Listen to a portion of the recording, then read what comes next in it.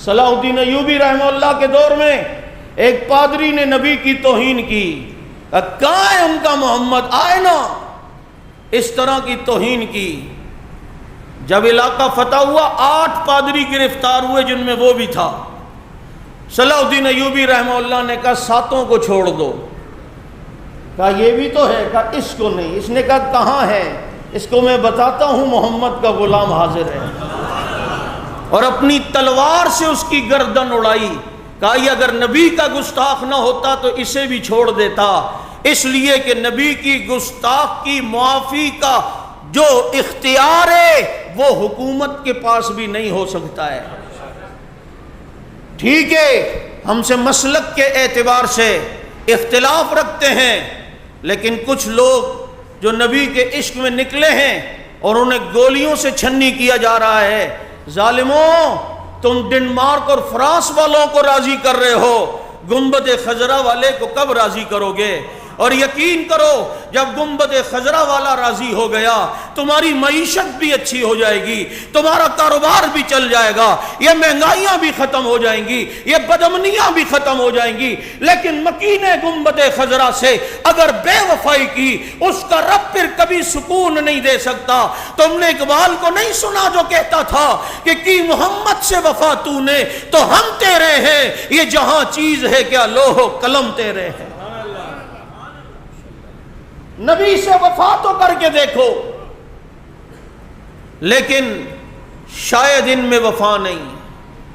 وہ شیدہ ٹلی جس نے ساری زندگی شادی نہیں کی، اور آج وہ آ کر نبی علیہ السلام کی عزت و ناموس کے معاملے میں باتیں کریں۔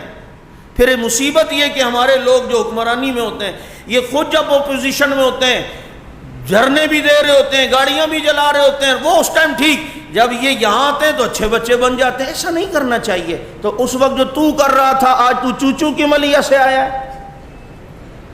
سن لو، سب کچھ عزیز ہے لیکن نبی کی حرمت سے زیادہ عزیز نہیں ہے، نبی کی عزت سے زیادہ عزیز نہیں ہے۔ تم کے مہنگائی کروتے ہو، فرانس سے اگر ہم نے بائیکاٹ کیا تو ہماری معیشت ٹھپ ہو جائے گی۔ یہ اتنے غیرت مند مسلمان ہیں پاکستان کے، یہ نبی کی عزت اور حرمت اور عشق میں اپنے پیٹ پہ پتھر باندھ سکتے ہیں، لیکن نبی کی کبھی بھی توہین برداشت نہیں کر سکتے۔ تم آزما کے تو انہیں دیکھو، یہ بھوک افلاس مہنگائی سب برداشت کر سکتے ہیں، لیکن نبی کی توہین برداشت نہیں کر سکتے۔ تو آپریشن کے ذریعے یہ مسئلہ حل نہیں ہونا چاہیے، مذاکرات ہونے چاہیے، اور دھوکہ نہ دو، ایفائے عہد کیا کرو، وعدے کی خلاف ورزی نہیں۔